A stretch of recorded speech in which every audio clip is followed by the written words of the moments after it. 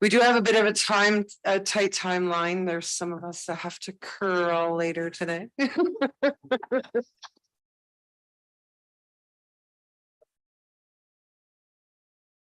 be talking about Parker, right?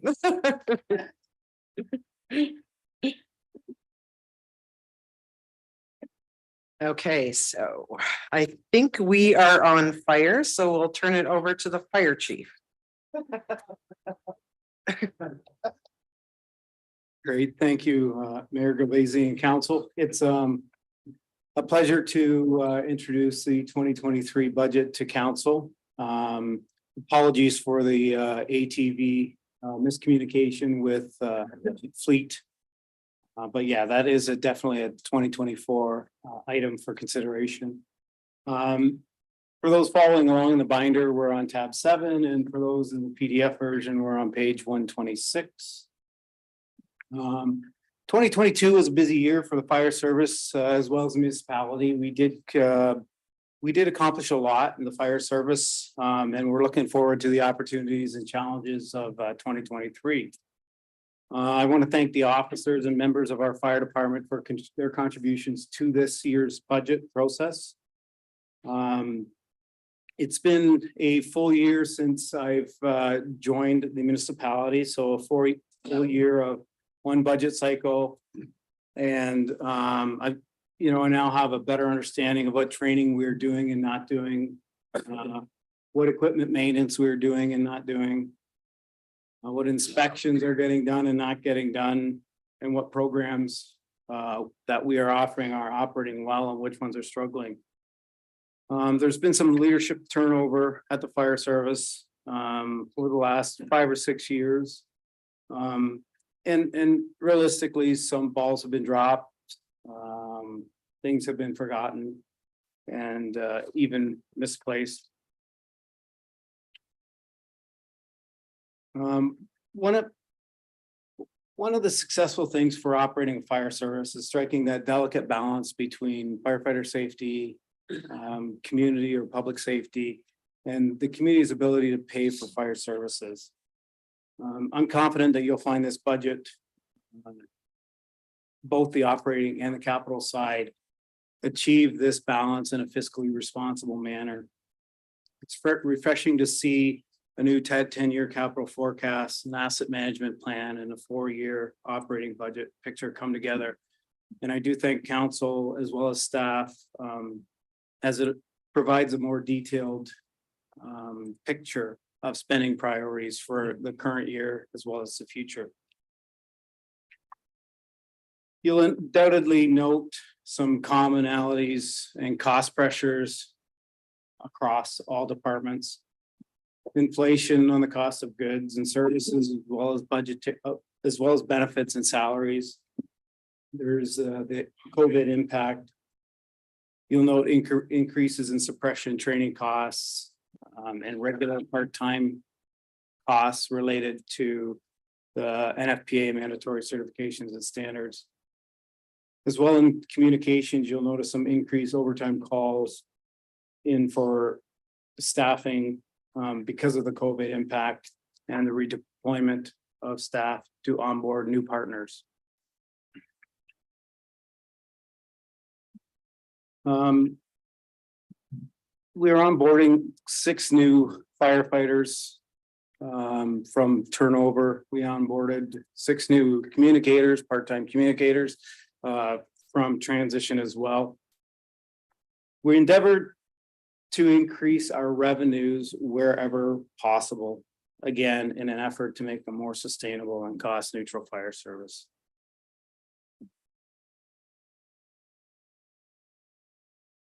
In the essence of time and to follow Mayor Gilvazzi's lead, the highlights, the objectives for 2023 are obviously a master fire plan. This is so we can have a plan so that all council, all staff, and the community know where their fire service is and where it's going over the next, 8 to 10 year planning horizon. We've got some strategies to look into decreasing response times. And this will increase staffing or increase safety for staff. We've asked for an additional 4 part-time or volunteer firefighters in this budget. So you will see that. For 2023 as well, we've got continued to increase fire communications partnerships. This has been a big push for us for 2022 as well as 2023 to make fire communications more sustainable. We had endeavored to meet all of the NFPA requirements for training, as well as complete our annual compliance for the emergency management program.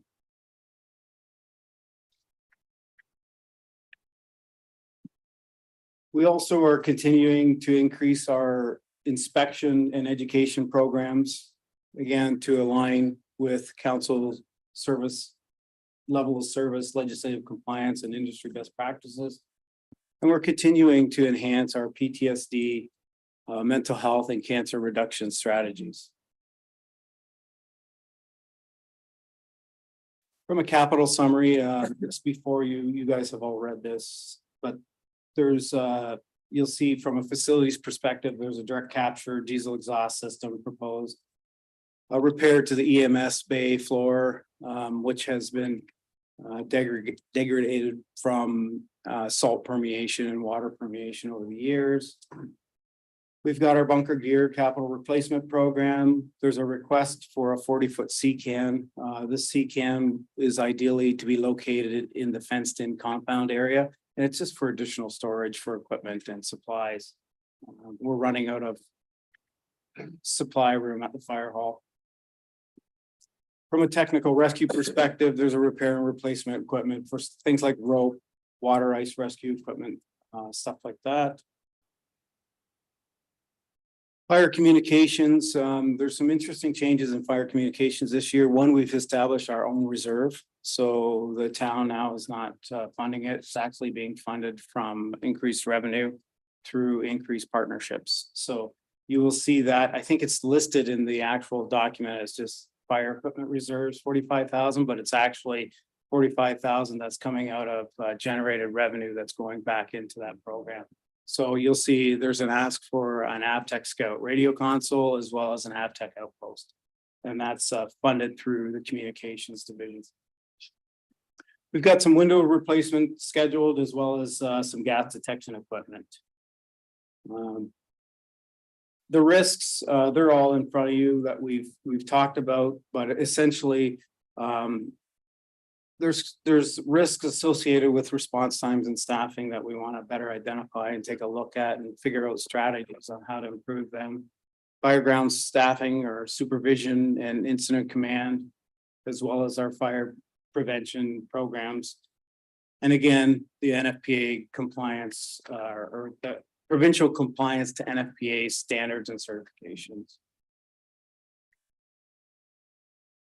Other risks include the decreased availability, obviously, of staffing resources results in increased response time. So the more calls we're going to, that's going to reduce the availability of staff being able to leave work. So we want to look at strategies to identify and how to prop them up over the year.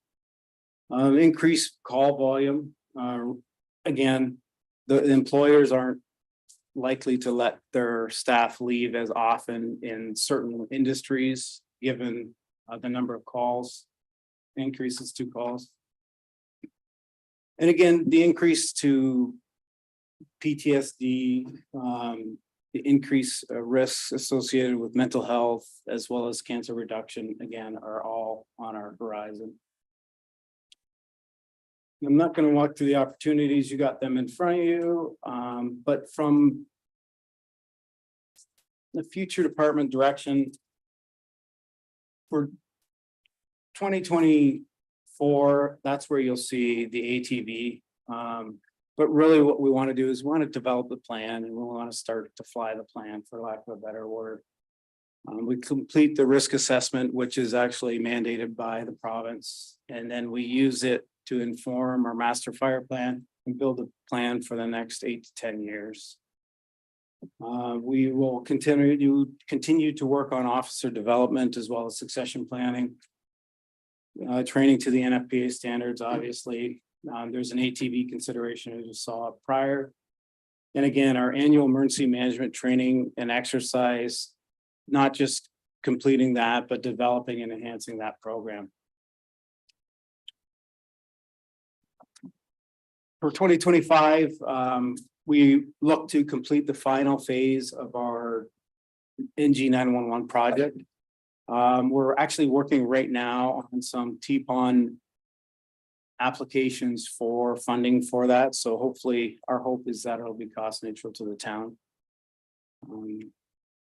The master fire plan, I forgot to add that there's been some changes as noted through finance relative to DC charges and what you can put DC charges against.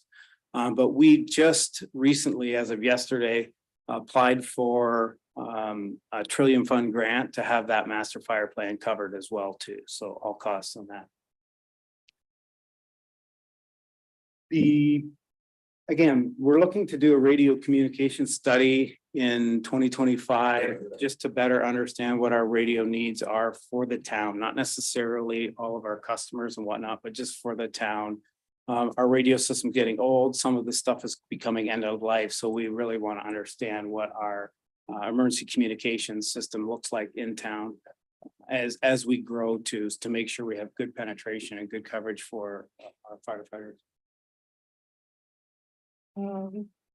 Again, you'll see most of them stay the same through 2025, 2026. What we look to do is, any midterm or long range objectives identified in the master fire plan, we look to execute on those. Other than that, I'm going to open it up to the floor for questions for the sake of speediness. So, Councillor Parker. Through you, Mayor Gilvazy to the fire chief.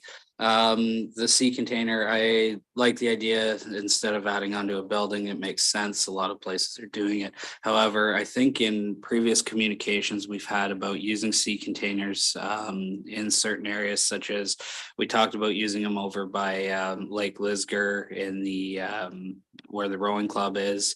And I think it goes against the town bylaw. So that's the one thing that we may actually have to look into because it could become an issue if we do it in one place and don't allow others to do it. So just a thought for me. That's all I have for your presentation. Good job. Thank you.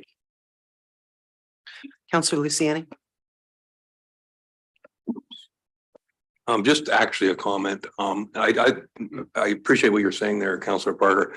I thought the same thing as soon as I seen CCAN and kind of thought about past council meetings and where we're going to go with this.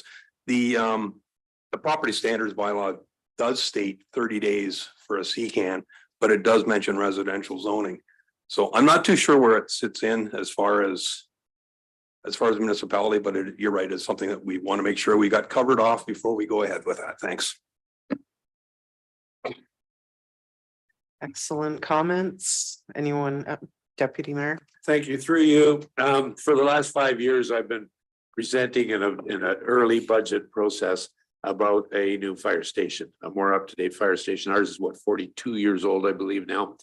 Is it good for another 50 years? And I don't see this in your 10-year projected forecast.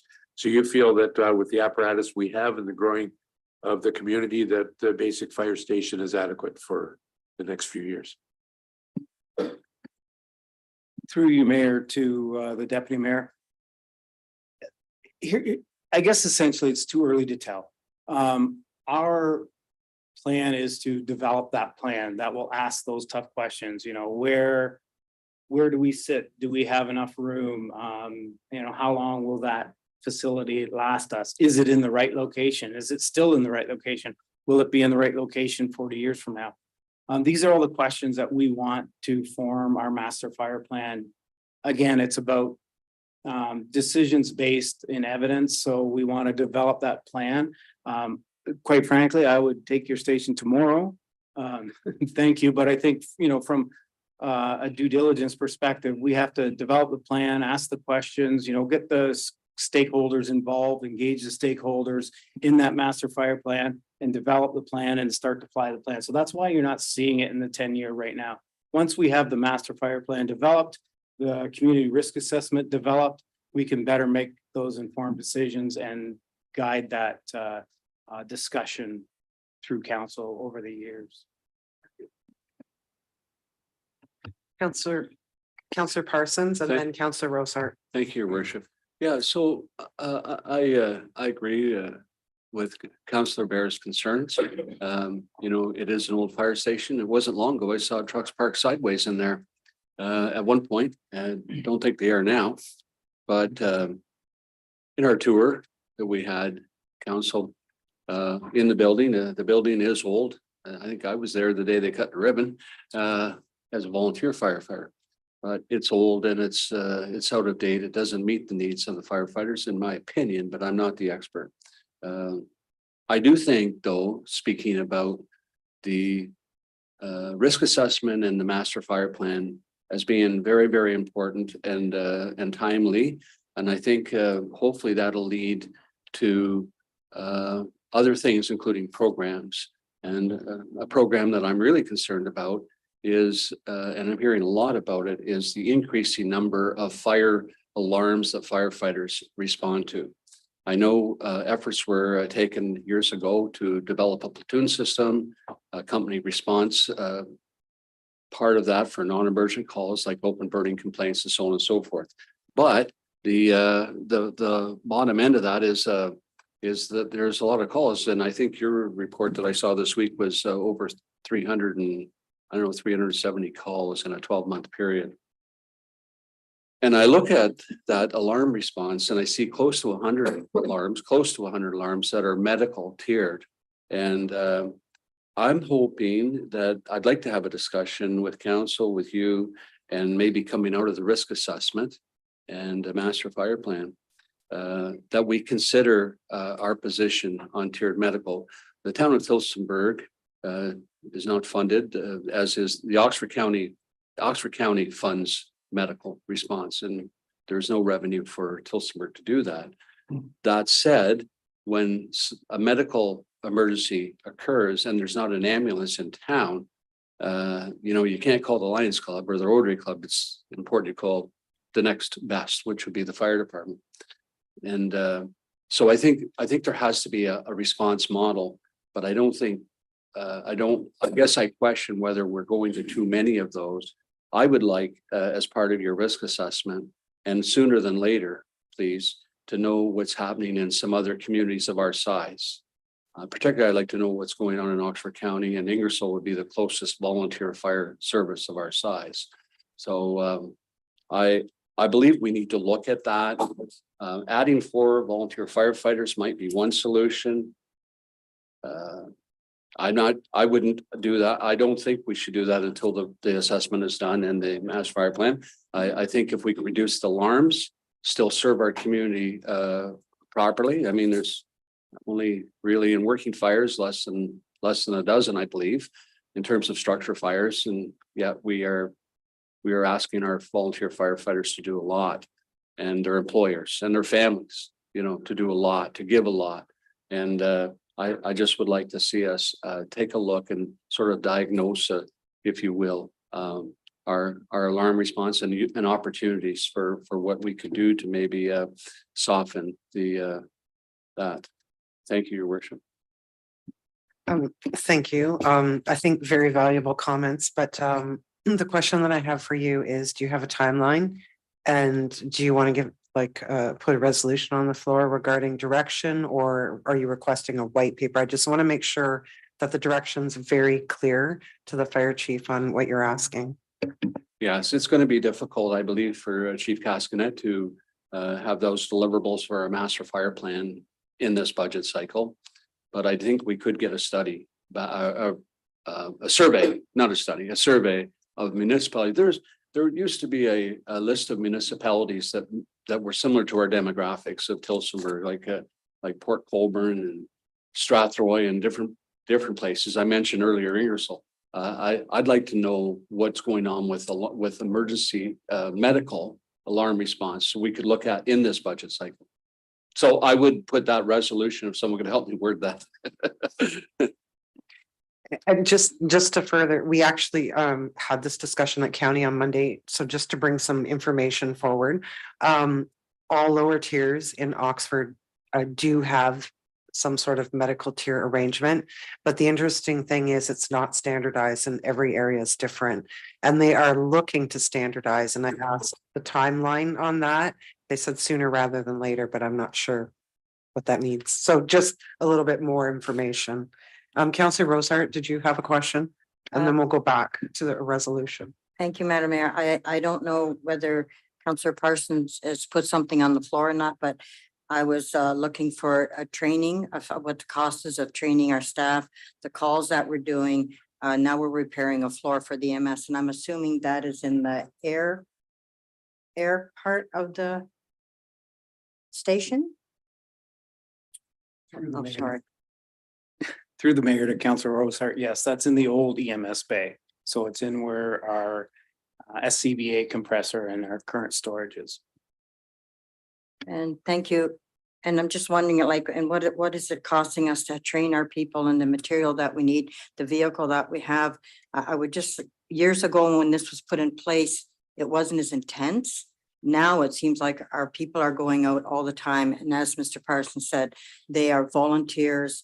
They don't get paid, and they're called out to assist every lift, assist all the time to go out and help EMS. So I don't really think we should be doing it unless we're going to get compensated, as we should be compensated for what our people are doing because they are volunteers. And I was wondering, how would we put that through, Madam Mayor, to get it on the floor for a white paper? Laura actually has sent over a suggested resolution to Councillor Parsons. So, and I think then you can also give direction with the motion as to what things that you would like to see in the information that comes back. Fire Chief, yes. Through you, your worship, to council. Yeah, so there was a council information request from Councillor Rosehart that I've responded to. It hasn't gone out yet, but it deals with a lot of these questions to relative to medical. So I guess look forward to that, but we can also, in the scope of work for the master fire plan, to Councillor Parsons' request, we can actually request, comparative analysis for certain things like medical, for, what other thing. And that's generally typically an accepted practice in the master fire planning process. So they'll do somewhat of a comparative analysis. Probably what they'll do is take, Tilsonburg and six up, six down, on the provincial list of, communities like that, and really, a good cross section of municipalities to compare against. Okay, thank you. I think that I think that's fair that there could be something more comprehensive in the fire plan, but I think Councillor Parsons, was alluding to the fact that we do need something within this budget process to help form some decisions, earlier than what the master plan is going to deliver. So I'll turn the floor over to you. Thank you, Your Worship. It's moved by myself and seconded by Councillor Luciani that a white paper be prepared in this budget cycle regarding emergency medical alarm response times based on research from similar municipalities, similar demographical municipalities, including the town of Ingersoll, because it's in Oxford County. You leave that last sentence, I guess, but thank you. So and just over to the fire chief, are you clear on the information that's required? Okay, perfect. So are there any questions, comments, or concerns from anyone else? Nope, seeing none, then I'll call the vote. All those in favor? That's unanimous, carried. Your Go ahead. Worship, one more question through you to Chief Cascanet. Just following with Councillor Bears and whatever comes after the master fire plan in terms of a replacement fire station, I hope it to be sooner than later. I'm wondering about your opinion on the diesel capture systems, which are fairly pricey. I don't know if they actually exist in many volunteer fire departments. I know they're in a lot of fire departments where firefighters sleep on a 24-hour shift. for health and safety reasons. But you have expressed a need for them. I'm wondering if you could answer, if the new fire station was built in 5 or 6 years, are those transferable, or do we just basically get rid of them and start over again? Because they're expensive.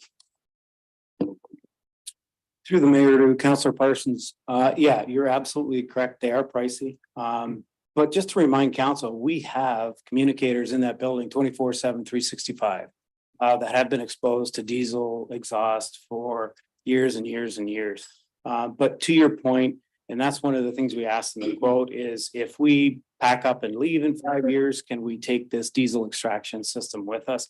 And my understanding is, yes, you can. It's basically you may have to reconfigure it for the new build or for the renovation, depending on, what actually it is. But yes, that's the plan. Thank you. Any other questions? I have one quick question. There's a lot of false alarms. I always raise issue when we have the quarterly reports. Are there fines or fees? Let's call them fees. So if you attend to a person's home and have to change the battery in their smoke alarm, is there a fee charge for that? Through your worship, we do have fees, and there is fees in the fees and charges bylaw that spell out what we charge for. I'm going to say there's a little bit of we haven't been consistent in our approach, and we're trying to refine that approach. So we will probably be asking council for a little bit more direction. And I understand, and I missed the last meeting, my apologies, but there was some questions about the tariff and fees or the fees and charges bylaw. So maybe we can address it through that process.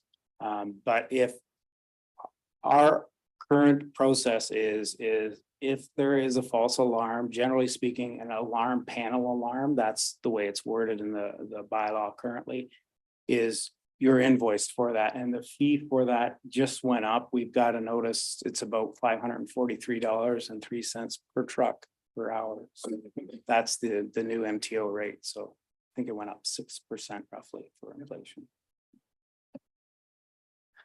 Okay, thank you very much. Anything else? I think we're moving on to economic development and marketing, CFIS. Thank you, Chief.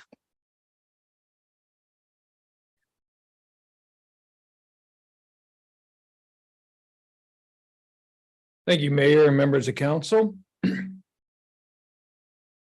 My business plan is in a large number of items that are ongoing. So you'll note that I'm not going to speak to each of those individually, but certainly some of them are community improvement plan funding. We have a number of grants for both the community improvement plan and also for the chamber. And then, of course, a number of items that we sponsor as well. And those include youth robotics and various other kind of initiatives to support youth and also business in the town of Tillsonburg. There are also some items that are winding down. So you may recall the Cayuga Rail Line item that has been relaunched as of this year. The first year is going well. We'll continue to support that in terms of helping them get new customers, but some of the efforts, if you will, are going to be much less as that initiative takes off and as the private sector takes over. So there's been some good wins here in terms of the last year or so. In terms of some of the ongoing things, of course, we're looking to do more to complete our economic development strategic items. And there is actually an increase in the in part-time wages there, about $16,000 to bring on some support to help take some of these things off mine and Karen's desk, if you will, so that we can focus on economic development strategic items as well as additional time on the business plan items noted. In terms of some of the other things we spend on, council, of course, knows that we are part of the Southwestern Ontario Marketing Alliance, or SOMA, as we like to call it. They are doing their first ever membership fee increase in their history, and due to a number of things, including rising costs. I know that one of our big fees that we pay somebody to basically generate leads for us and generate meetings for us when we go to trade shows. And those costs have gone up from by about $10,000 to $15,000 annually. So that's noted in here as $4,000. I put that number in there as a plug, so it went from $20,000 to $24,000.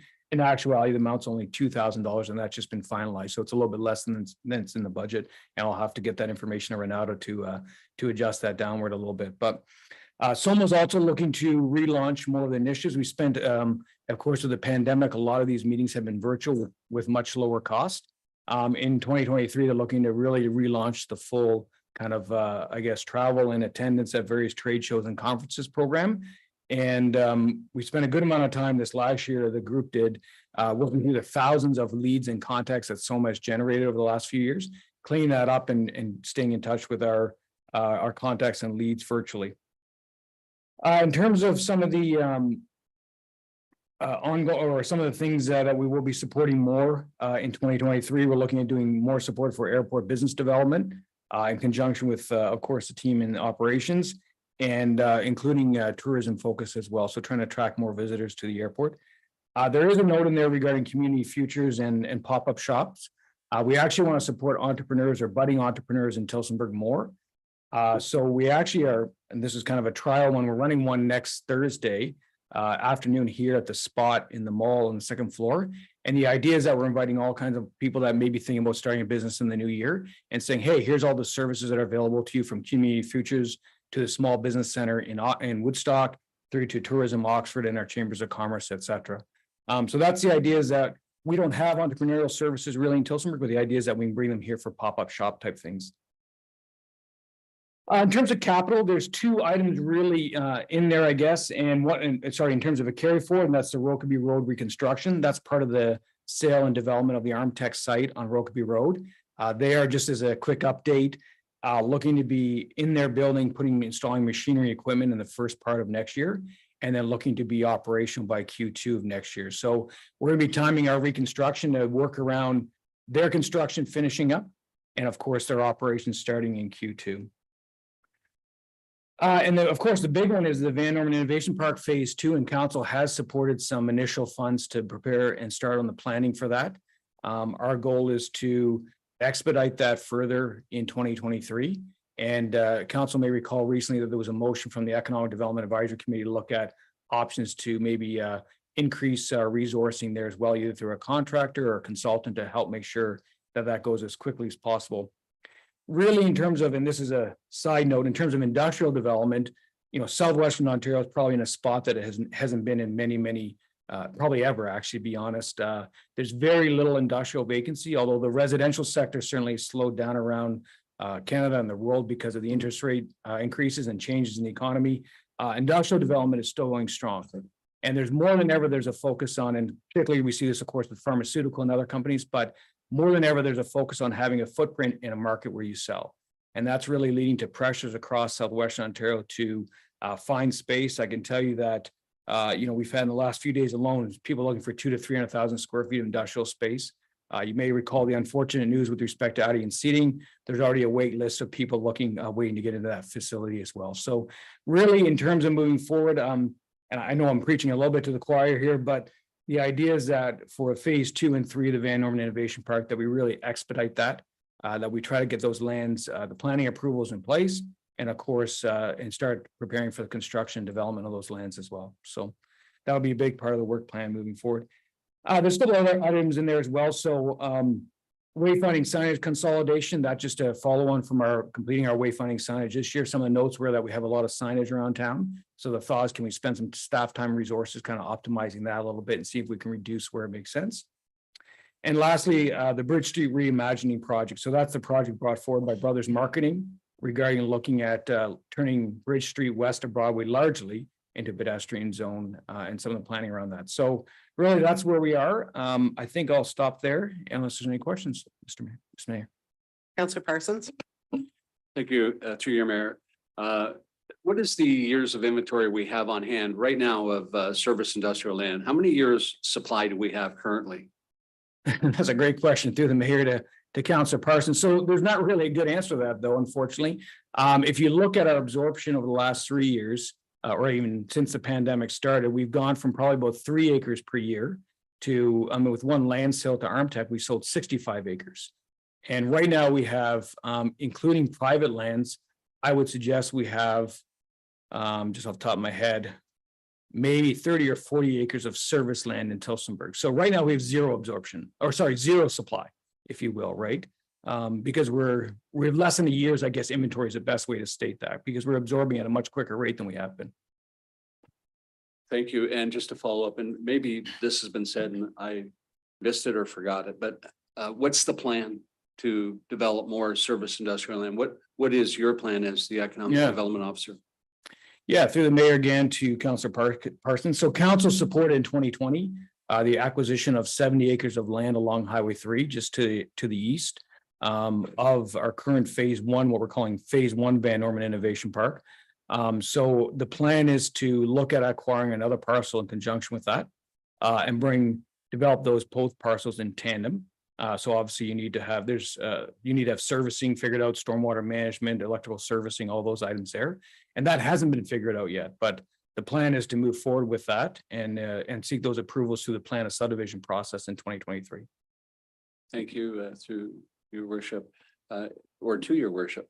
How can we put this on the front burner? As the economic development officer has said, the timing is good right now. There's a lot of movement in industry. We know there's a need for jobs, high paying jobs in Tilsonburg, but I just wonder if we can somehow drive this to prioritize a plan for perhaps the acquisition of service industrial land.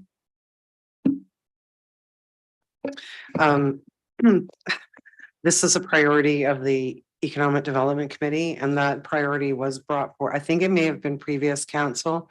So the Economic Development Committee had even recommended that in this case that maybe an developer or an expert come in and actually develop this in a very aggressive timeline, because like, I mean, the Economic Development Officer, he's got like a lot of different things under his portfolio.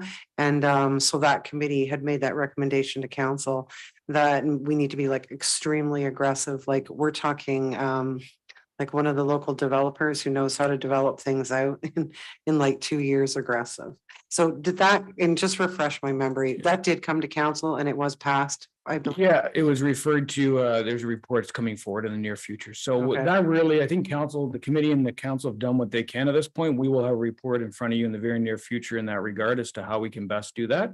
And I think the points are bang on with respect to timeliness of bringing these to market.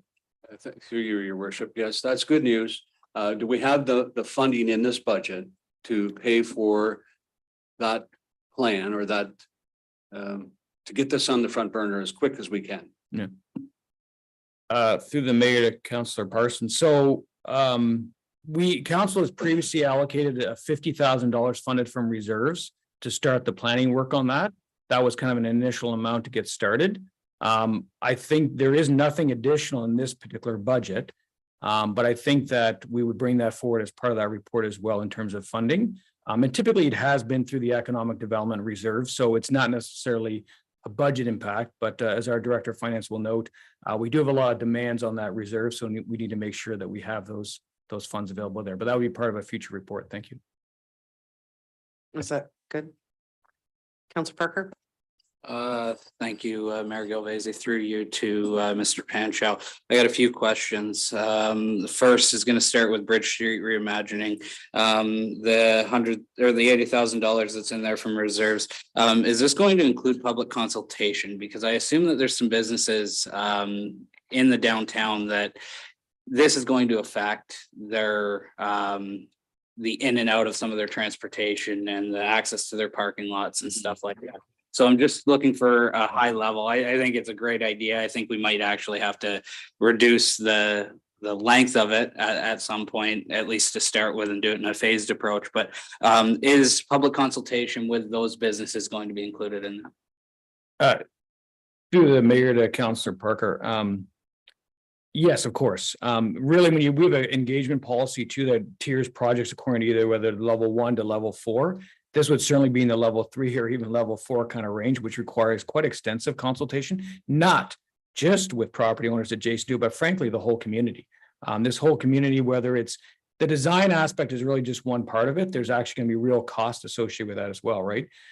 So I know that we actually did just have the initial kind of start off discussion last night. And one of the things that Director Graham brought forward was that really the environmental process is also, the environmental assessment process, let me state that clearly, is a great process to follow because there's actually a structure. So we're looking at the various ways. We certainly look at both and see what we can do best in terms of having public input and consultation from across the community. And then bringing that, of course, back to council. Perfect. Thanks, Cephas. Next question I have is in regard to Rokeby Road property. I know in the original agreement with Armtech, there was discussions about redoing portions of that road. That I believe that is a boundary road for Tillsonburg and Norfolk County. Have there been any discussions with Norfolk County to look at the sharing the cost of that, or who is responsible for that road? And have they brought it forward and put it in their 2023 budget? Because that, to me, that's very important, especially on a boundary road. So if we haven't had those discussions, when are those discussions going to start? Through the mayor to Councilor Parker again. That was, I'll have to follow up on that, to be honest. That was with the previous director. So I will have to take that away with Director Graham now and see where we are on that. Thank you. I do have a motion as well, moved by myself, seconded by Councillor Rosehart, that a white paper report be brought back to council providing information about the SOMA program and the benefits of the SOMA membership. Thank you.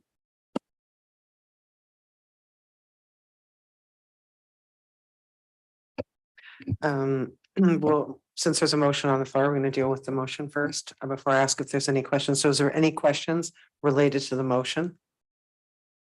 Seeing none, all in favor?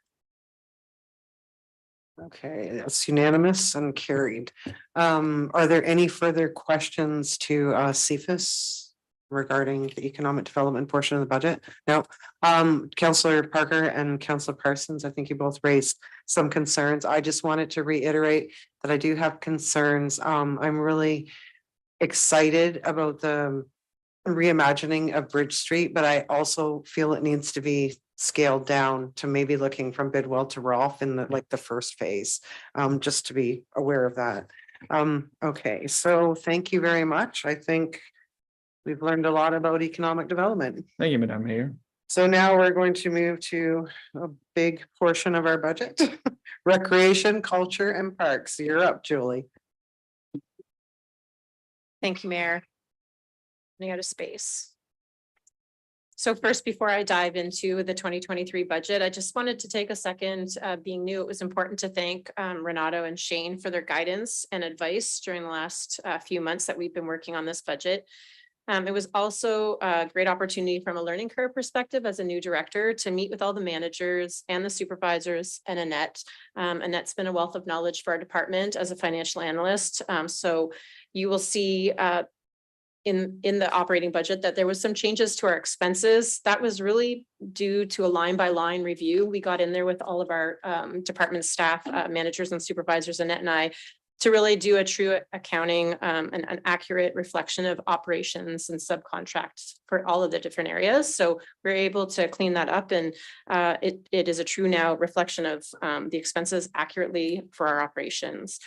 So moving into our RCP budget, we've touched on it a couple of times today, but there's been some great celebrations and successes around the increased growth in Tillsonburg. With that being said, that does have impacts on our operations as well as RCP directly. So our department used that as our vision to implicate the strat plan, goals, directions, and priorities to drive our business planning for 2023 and beyond. We focused on regulations, risk management, and increasing our service levels for the residents of Tillsonburg. There are 8 areas specifically for RCP, and that's reflected in the budget before you. Overall, year to year, from 2022 to 2023, there was a 2% increase in our operating budget, or $118,000. We have 35 full-time equivalent staff members, which is a very large portfolio of our operation in the town. Most of our increase you'll see is reflective of staffing, heat, water, and lighting, and increases in insurance for operations. We did have a slight adjustment in our staffing complement, which Renata was able to send out yesterday. We have removed 2 full-time aquatic staff. But as well, we added and adjusted, we had 2 full-time contract employees in our Parks Department, but we requested that those 2 full-time employee positions contract positions become full-time positions as a hybrid model so that they're working half the year in parks and half the year in facilities to help with our operation. So all in all, our focus really was about engaging, educating, and training staff.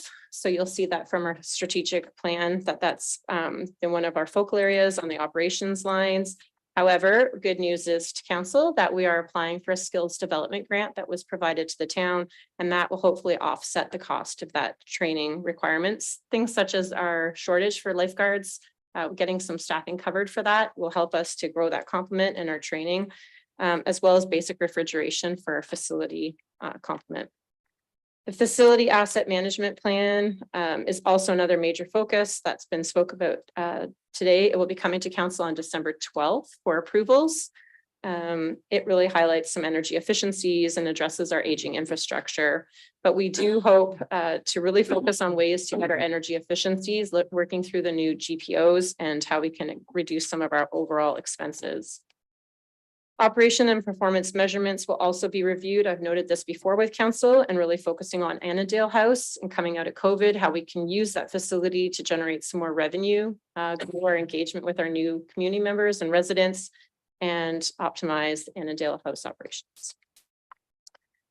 We're also using the findings of our rec service survey that took place in the fall of 2022 to plan and enhance and address the opportunities in 2023 to engage our residents. We're looking at alternate revenue sources to minimize the needs for taxation, which was also addressed today, but we're looking at a capital reinvestment fee, which is a normal practice in most municipalities. Those who use the facility pay a small capital reinvestment fee each time they use it, which grows our reserve to help with the overhead costs. And non-resident charges, which also was addressed today. We have some ideas around that as well, which we hope to bring to council in the new year.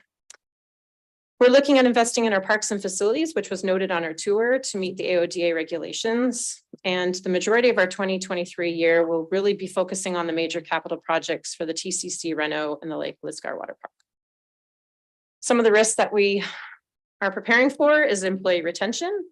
Most of our departments have seen a changeover or some changes in their employee complement.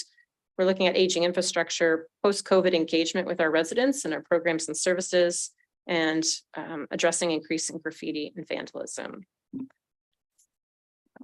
So from our capital projects perspective, I did want to highlight some of the larger projects that are noted in our parks and facilities budget. The AODA Parks and Museum, is addressed in our parks and museum facilities. Our tennis court resurfacing is new to council. The new dehumidifier, which is already pre-approved, which will take approximately 46 to 50 weeks for delivery and install. It's required at the arena. A playground replacement program that we have also applied for a grant, so that cost could be reduced. A lot of our expenses focused on roof repair, about 125,000 for some facilities. There's a couple facilities noted, and then 50,000 for the museum. And I will stop there. See, I know it's been a lot, but to see if I can answer any questions from council. Councillor Spencer?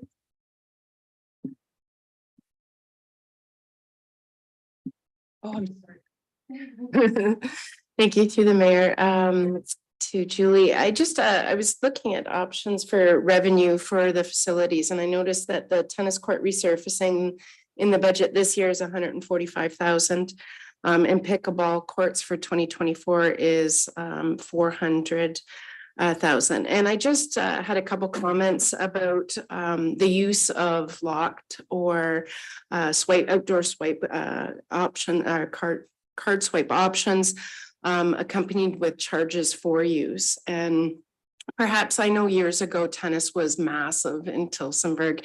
There was a membership, it was a club, there were charges. And I'm just wondering if we might look at that option for revenue to offset these costs, bringing back the title of tennis club. And if we're doing pickleball, a pickleball club with the options, with lessons. I know people that are now instructing pickleball, and it might further the interest of it with lessons, and therefore a cost. And I'm just going to throw this out here. I know it's a big one, and I'm just throwing it out there for food for thought. A big project of doming both of these areas down the road. Obviously, this is a huge initiative, but if we are going to bring membership costs, it would allow the revenue to continue for the entire, all 4 seasons throughout the year, with the option for outside groups to access them. So that's my comment. I do have a motion, but I just thought I'd throw that out there if you have any comments about that. Thank you, through you, Mayor, to Councillor Spencer. Great questions about tennis. It's a unique situation. A lot of municipalities will address it quite differently. So it's really, I think, in the best interest if staff provides a report back to council for your consideration on some options. So some municipalities will do a lock system where you purchase a key every year. There's some pros and cons to that, obviously. You're not always going to generate enough money revenue from the key rental program to offset the cost to operate that facility. But I like the idea of going back with a club system. However, I have met with the past president on site of that Tillsonburg Tennis Club. Very nice gentleman. But the concerns right now, similar to most of our associations in town, is the age of our volunteers who used to operate and run those programs and those groups. The volunteers, our base of volunteers, it's known province-wide that we knew we would come out of COVID and have a depleted source of volunteerism. So finding people to run that program, to coordinate it, to do what staff do with lessons and fees and infrastructure costs, I think it might be something to consider, but it might be a little bit onerous on a volunteer group at this time. But I think there's lots of ideas that we can research and bring back to council for consideration. Just to further through the mayor, looking at it, if it is a club option and bringing back those titles, yeah, the volunteer part of it, but also putting some of the onus of revenue fundraising on the clubs as well to assist with the costs.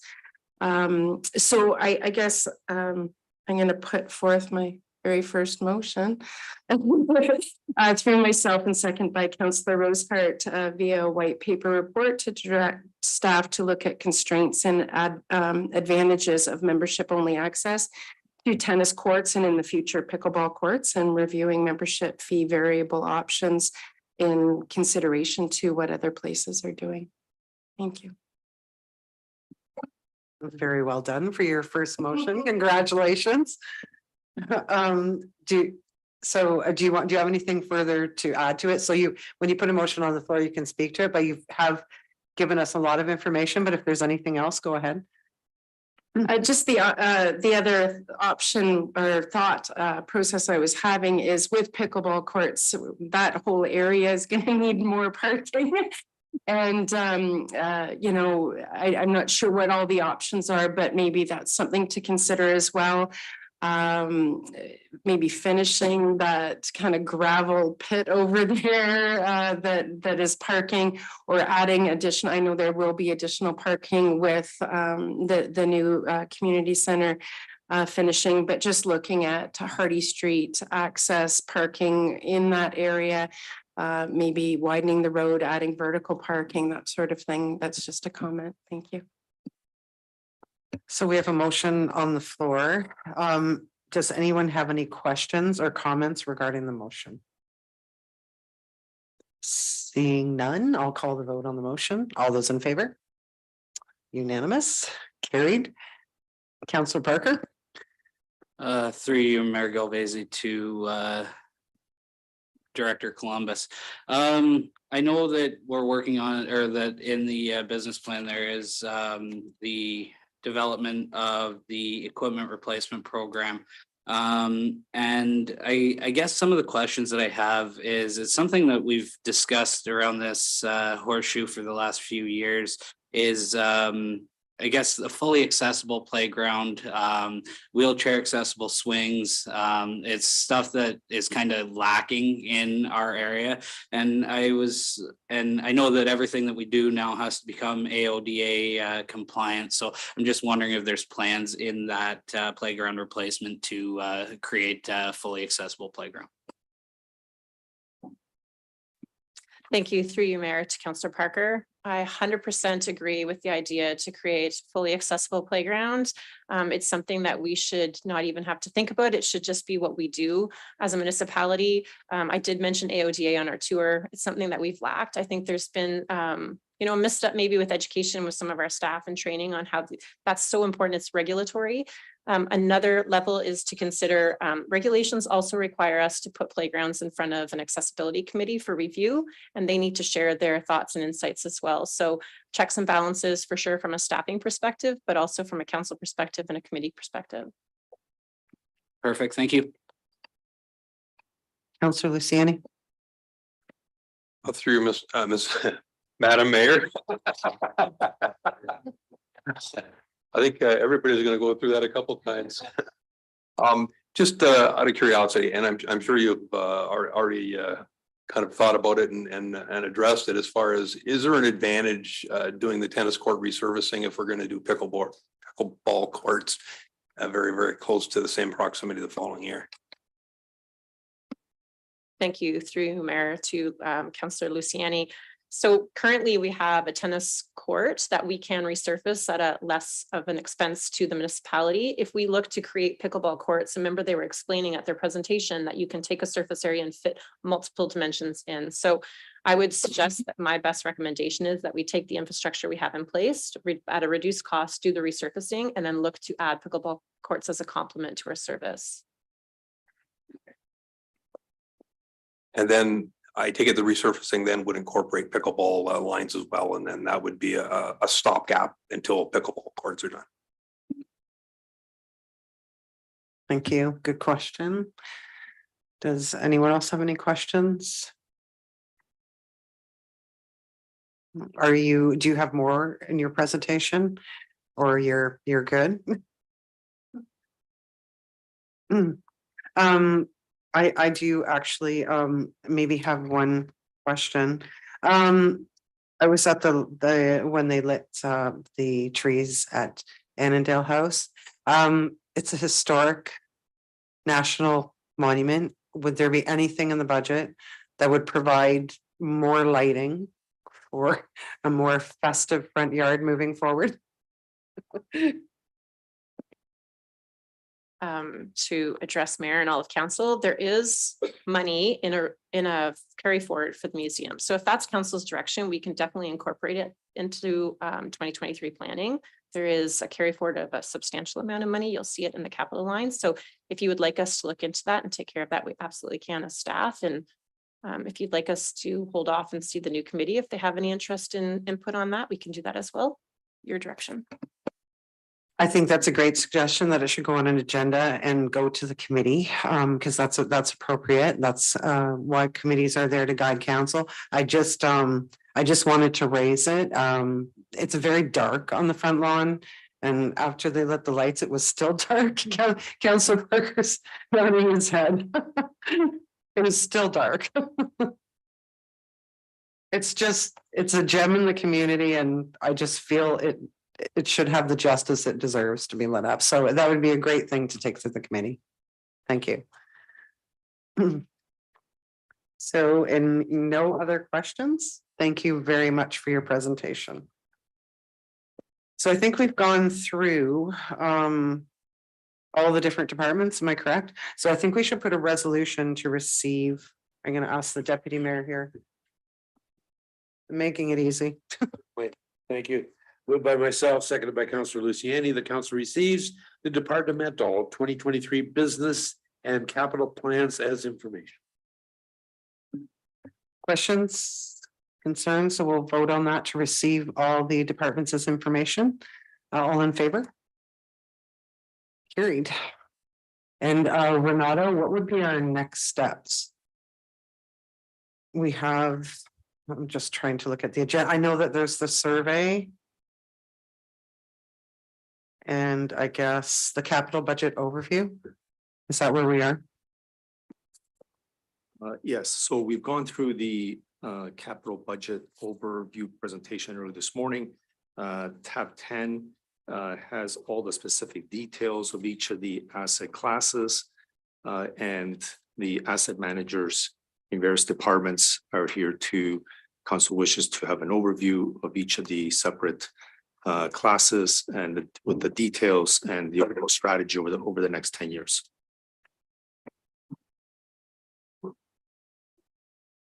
Thank you. And I'm not sure who to direct this to, but I guess I'm asking the question about procedure and guaranteed, but speaking for myself, I'm all in favor of the asset management program as presented, the 10-year asset management program. That's me.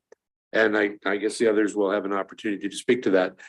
Should council approve this asset management program, can we lock it in that next year's council or at least a future council will follow this? Because if times get hard, can we drop the program? And that's what I'm afraid of. Because if we approve it now, we can't speak for the next term of council, but I think we can speak for this term of council to lock it in for the 4-year period. And I don't know, probably the CAO would be best to answer that question as far as a procedure goes. And maybe the CAO has to research that to see if that could be done, because I'd like to see it carved in stone if we're going to do it, that 3 years from now, we had a bridge break and we can't play this game anymore. And I think if we're going to do this program, we're going to have to stick to it. Through the mayor. So if you're to approve the asset management plan, that's the way it looks this year, but it is a working document. It's going to change from time to time as we update our assets, get new historical values on it, upgrade the actual class of the asset. So you guys can approve it. It will be working. We can, have it reviewed by council every so often as well. As far as the capital ask goes, I know there's an ask that staff has, which is to put so much away per year. You guys could lock that in for at least 4 years.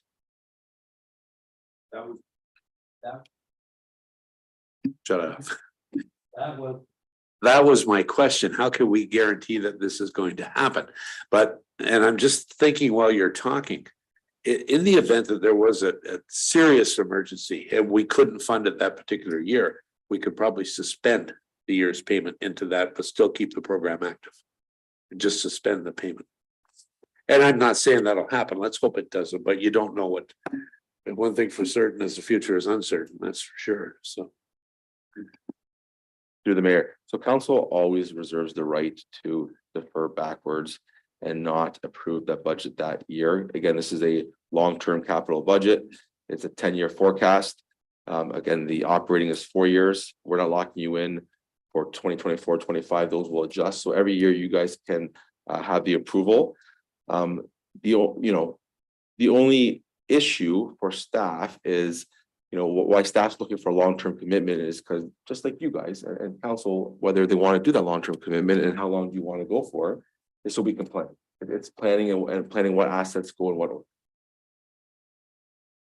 Well, I think with that said, Mayor, when the resolution is written, we should write that in, that council will back this for at least the term of the 4 years. We'll accept the 10-year plan and guarantee, because we can't guarantee it for another term of council. We can certainly recommend it, but we can't guarantee it. I'm just trying to make sure it's locked in. If we're going to make a decision today, let's stick with it as well. Or not today, but that's. It's excellent idea. And the night that we pass the budget in January, I'll look to you or you can send in something amended ahead of time or put an amended motion or like your own motion on the floor to encapture what you were discussed. Thank you. So I will look to you to do that. So next steps, Renato. So Madam Mayor, we can start with just reviewing again, in the presentation, I've gone through the summary capital levy in terms of overall expenditures. If council wishes, now would be that opportunity to get into the specifics of each of the asset classes and the relative projects for 2023.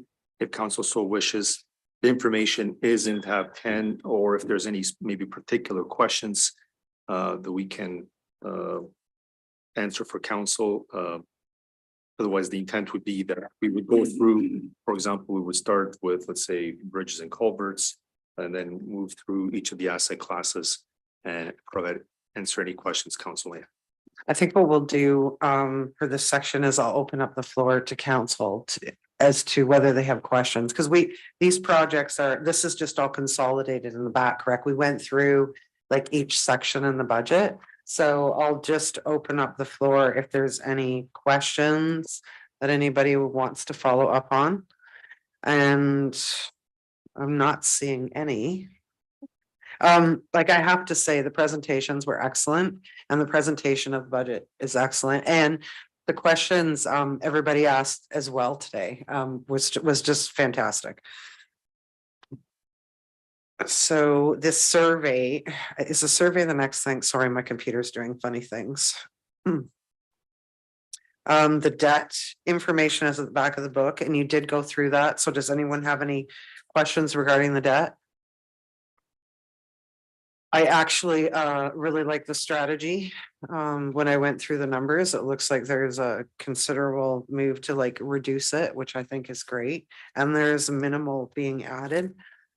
So no questions. And then I think the last thing, if I'm correct, on the agenda was a survey. It's here, right? The survey. Yeah, and now I see it now. Was the town budget survey, and I wondered if anyone had any comments or questions regarding the survey. Just a comment, and it goes to the public. Thank you for taking the time and putting the effort in. It helps counselors as well as it helps staff develop the budget. So anytime that we have something like this, it's a great opportunity to get your voice heard. And I think staff captured a lot of the comments in their budget this year. So thanks, everyone. Very good. Anyone else? Councillor Luciani. I mean, it's just a simple, obvious observation that it's in spite of it being for survey wise, pretty good for respondents. It's still disappointing that it's only 1.84% of the population that's trying to guide a budget deliberation. And it makes it really hard to put a lot of weight on some of the comments, although you got to take them into consideration. But I do note that a good chunk of the comments are from people that have lived here for a long time and that have delved in to do it. So I guess my point is maybe everybody else is just happy with the way things are going. I'm sure if something came along that was upsetting to townspeople, we'd be well aware and known about it. So I think it's good. I think there's some really good, interesting comments at the very end, and I do appreciate everybody who's taken the time to do that. Thank you. Thank you. Great comments. So I'm going to look, so we have a meeting, is it December the 19th, the next meeting at 6 p.m. is the next budget meeting. Would we, what would be on that agenda? Would we expect to see some of the white papers that were requested?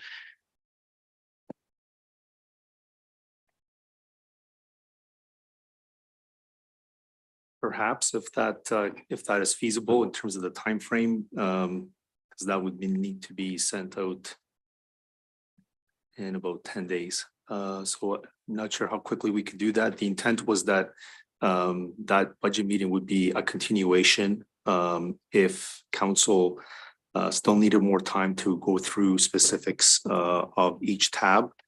But if council is fine with having gone through that, we don't necessarily need another council meeting if council has satisfied itself that it has received all the information necessary.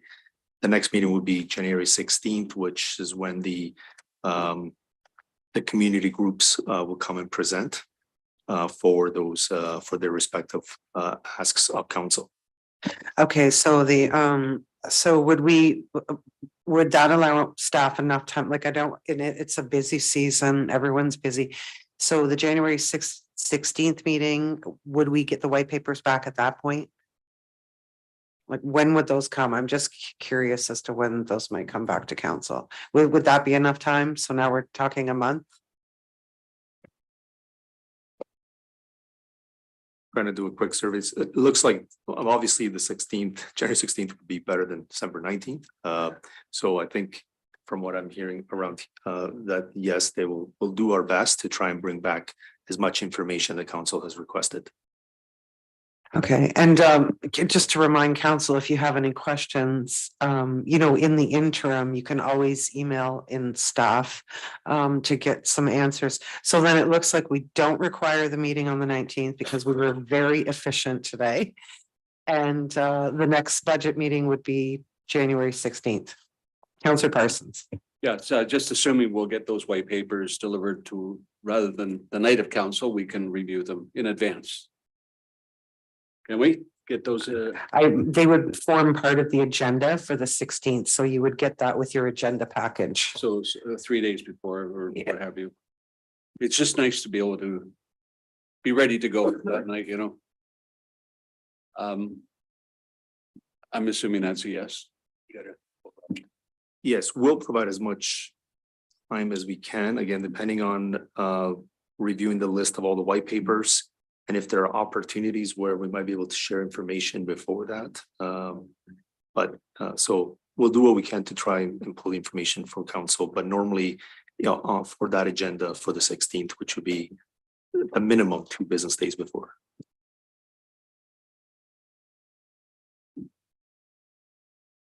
We need a motion. Sorry, Councillor Parsons. Did you have another question?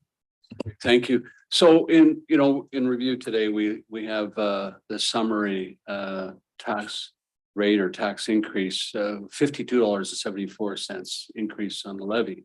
That's correct on our budget. When can we expect to see the budget from the county? Because we still have library, county, education. How soon will those numbers come? Because for us to look at the impact to the residents of Tillsonburg, we need that information. I suspect that the Tillsonburg budget will be passed before the county. So in what you're saying, I hear you. I have asked twice at the county for the impact on the tax rate. I have been told twice that I will get that information on December 14th. So after December 14th, I will share that with you. Looking at the county budget, it is a 5.57 or 6.7% over the base. I don't expect it to have a huge tax impact. So that number will be available on December 14th. So reach out to me and I can share that with everyone and I will provide it to staff. And then education will come when, do you know? Because it does form part of the property tax, correct? The education component of the tax bill or not? It should, yeah. Okay, well, but like there is a bit of a misconception on how that it works. There's 3 components to your tax bill. We at this level can only control the municipal component. Right, then there's the education levy and then there's the county levy. Okay, so there are 3 separate components and maybe just quickly, the director of finance and myself, we have been talking about an upgraded tax bill that is going to itemize everything. Will that be ready for February this year?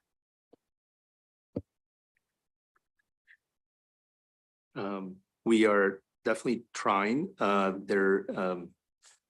It is a technical piece to behind our system to allow for that.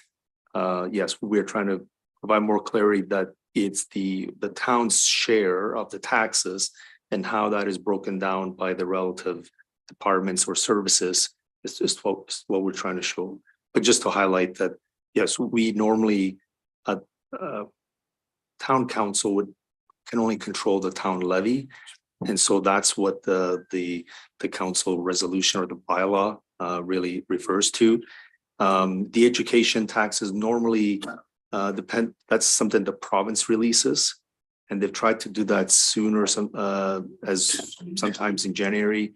Depending on the year, sometimes there's been a delay because that does depend on the assessment numbers. Now, because we don't have a reassessment, we should know the education portions fairly soon, probably in January, but I can bring that back as soon as we are aware of it and to inform council. Thank you. Does that answer your questions? Yes, thank you, it does, but there is one taxpayer. And I understand that we only control our municipal portion. It's always nice to see a pie chart that's very easy to understand how that breakdown is very quickly for the taxpayer to understand where their tax dollars are going. Thank you. So, Counselor Parker? Moved by myself, seconded by Counselor Rosehart, that the December 19th council budget meeting be canceled. Questions, comments? I think everybody understands, so we'll call the vote. All those in favor? That's unanimous and carried. I believe council does have training that day, though. Correct, at 9 AM. Right, 10 AM. 10 AM? We're gonna go with the with Laura. She knows, she sends out the invites, 10 AM. So I guess now we're moving to confirm the proceedings by law, and I look to Councillor Luciani. Moved by myself and seconded by Deputy Mayor Barris that bylaw 2022-084 to confirm the proceedings of the council meeting held on Wednesday, December 7th, 2022 be read for a first, second, third, and final reading, and that the mayor and clerk be and are hereby authorized to sign the same and place the corporate seal thereunto. Questions? Call the vote. All those in favor? Carried, unanimous, and adjournment, and I look over to Councillor Parsons. Thank you, your worship. Moved by myself, seconded by Councillor Rosehart, that the council meeting on Wednesday, December 7th, 2022 be adjourned at 1:54 PM. Thank you. All those in favor? Carried. Nobody votes no against adjournment. Yes.